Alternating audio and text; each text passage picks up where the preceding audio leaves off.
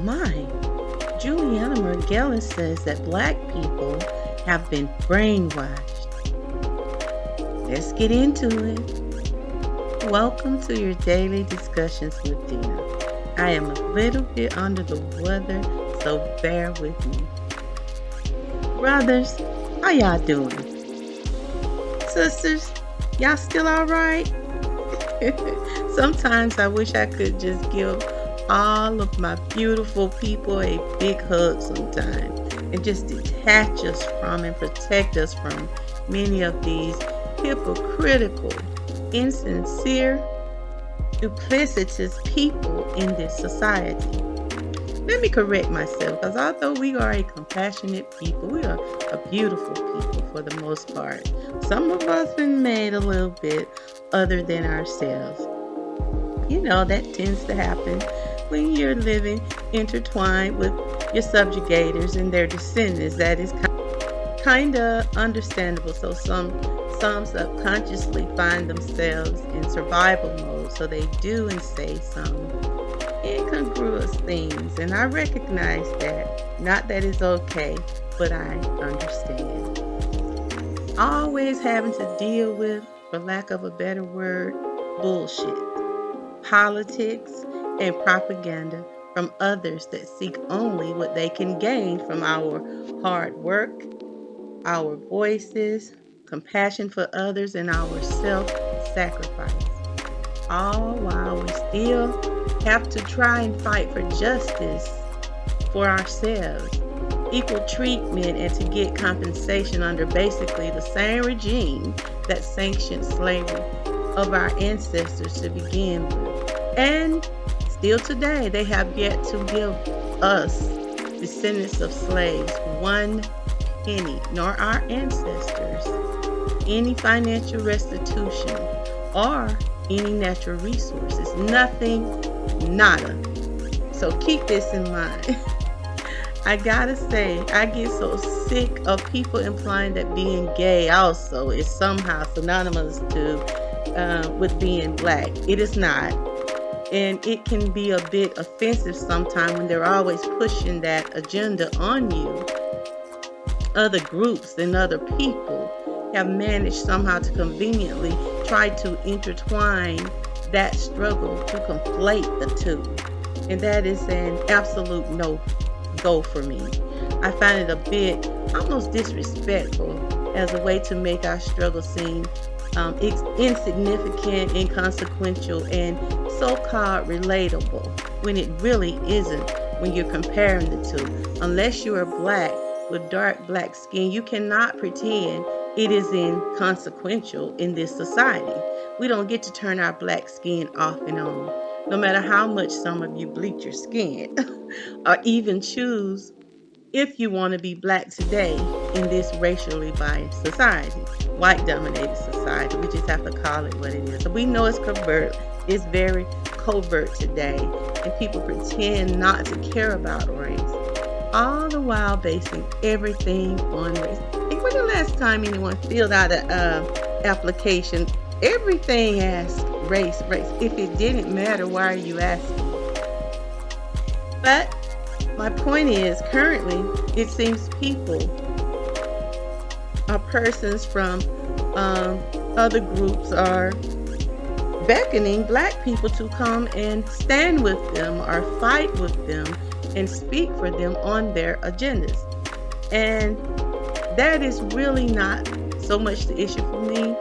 It is the manner that some take as if to boldly demand it, just coming out the woodwork and showing their true colors.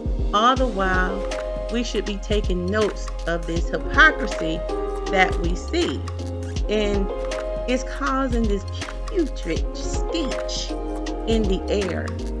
And it's got me asking, what exactly are we seeing and hearing today from these folks that are overwhelmingly thinking that we owe them something? I mean, it's stinking to high heaven. The aroma is one of complete arrogance. I smell egotism, the gall, the nerve. The superciliousness is just putrid.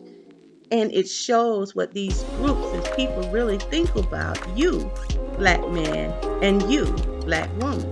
Are we just instruments or that are supposed to be here, just a readily available apparatus available for your use on a whim? If so, someone done told you wrong. So when they call, are we black people supposed to just come running to them like good servants or pets and speak on behalf of them, paying no attention and don't pay any mind to whether they are right or wrong? We must always be readily available to bend, to be shaped, to lend our voices, to be used on their behalf, to stand with them even when we disagree with their stance, and eventually to quietly be forced back into the woodshed until the good master calls upon or sacrificially needs us again. We're a tool of sorts to be used whenever and however deemed necessary. That's the feeling that I am getting. Disregarding our own needs, our own injustice, as if we should have no opinions or thoughts, only the one put in our mouths, treated as if we haven't the ability to see and decipher or decide for ourselves whom or if we deem one corrupt, if we deem someone questionable or unworthy of deliverance or of our support. We can't have the slave and slave master dynamic going on. We just can't. That's my opinion. But how interesting is the stuff that we are hearing? I just wanted to share some of it because it's simply amazing. I have been listening to several people who are talking about this on social media, and they are almost sounding as if they are scolding black people for not embracing what appears to be sanctioned and endorsed genocide for some, or for even choosing not to take a side in a dispute. Do we not have that choice? Do we not have the ability to decipher if, when, how, or if we don't want to respond or be a part of it? Because we always remember that we are dealing with the same maestro that has become deaf, dumb, and blind to our own music. The chorus that we have for reparations, the black people, our descendants of slaves, have been singing reparations sung in America for centuries. You know the reparations orchestra, but we don't seem to get a response. All of a sudden, maestro is deaf, dumb, and blind. But what are we seeing? I think that comedian Godfrey did a wonderful job of summing up what it is that I think that we are observing. Let's take a listen to what Godfrey had to say. We're like the only race of people that they tell us to forget our history. Right. Everybody else, the Japanese would be like, Hiroshima, Nagasaki, we're going to let you know so it doesn't repeat itself. 9/11. 9/11. The Jewish people, Holocaust, don't you forget that shit. That shit's not going to happen. Right. Armenian slaughter, every other person. And then they'll all ask us to support them. Yes. In their plight. Yep. And we will go, say, right. And we'll protest with what them. about slave? What about slavery? Oh, fuck. Slavery. So true. They just want us to continue to entertain, give them creative ideas so they can steal all of that shit. Yeah. We are the only motherfuckers that they tell to forget about our history. The shit is so disgusting. When you go to a doctor's office, what's the first thing they do? They pull out your medical history. Right. I really believe this. We are so deeply hated around the world, where they hate us so much. Right, it's so true. And if they're not making money off of it, if they're not benefiting sexually, monetarily, culturally, they don't think of us as human beings. The reason why I say that we're like the only race of people that they tell us to forget our history. Now, let's take a listen to the conversation and some of the crap that Julianna Margulies was spewing on a podcast hosted by Andy Ostray. Take a listen. Talk about it.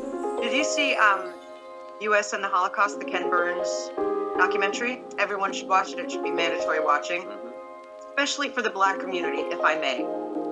Because Hitler got his entire playbook from the Jim Crow South. The Nazis were watching how the Jim Crow South were treating slaves and said, oh, great call. Let's do that playbook. That's what we'll do to the Jews. Which is also why in the civil rights movement, the Jews were the ones that walked side by side with the blacks to fight for their rights because they know. And now the black community isn't embracing us and saying we stand with you the way you stood with us. Jews died for their cause. Where's the history lesson in that? Who's teaching these kids? Because the fact that the entire black community isn't standing with us, to me, says either they just don't know, or they've been brainwashed to hate Jews. But when you've been marginalized so much as a community, the way I feel we have, isn't that when you step up? So well, I think I think you're right. I think the brainwashing is that there's this narrative that's been created that Jews are the oppressor, Jews are genocidal. When have we ever oppressed? Ever? You can use the argument for Israel. The UN. I mean, here's what kills me, is that these kids are calling the Jews colonialists. If you're going to go with that argument, kids, then get the fuck out of America. Right. Because you were not here first. Right. Native Americans were here, and you owe them a big fucking apology and move the fuck out. Yeah, we're the biggest occupier of all. And to your early point, Jews in Israel are indigenous people. But you see, that's the history lesson. And, it's much easier to just walk around a college campus with a sign and chant something than to actually know what the hell you're talking about. And that gets us back to the issue of education. The problem is that the professors, the deans, these are some of the most guilty people on college campuses right now. It is shocking to me. One professor, I guess it was at Cornell, before anything, just hearing about the Jews that were slaughtered, tortured, butchered, raped, said it's exhilarating. That was his word. Yeah. And then it's much easier to just walk around a college campus with a sign and chant something than to actually know what the hell you're talking about. And that gets us back to the issue of education. The problem is that the professors, the deans, these are some of the most guilty people on college campuses right now. It is shocking. Yeah. And then you have people like Cornell West, who the young people are a lot of young people like his messaging, perhaps, calls Hamas love warriors the other day. Love warriors. How? What an interesting mindset to have. I have to say, after hearing this conversation, it made me question if Julianna and the host are themselves victims of brainwashing. Perhaps it would even do them well to read literature other than and besides what they deem factual and acceptable for their group. Because there are things that are actual and factual that they mostly don't speak on. Others' views and hearing others' opinion is very important. And perhaps if they've done this, they would not come across as self-absorbed, self-aggrandizing, arrogant, uncaring, oblivious, and unsympathetic to anyone else's pain and subjugation besides their own. Because this is exactly how they came across. Now, if you have not already, I invite you to subscribe and leave me your comments on this topic. And remember to join me next time for another discussion with Dena. Ta-ta!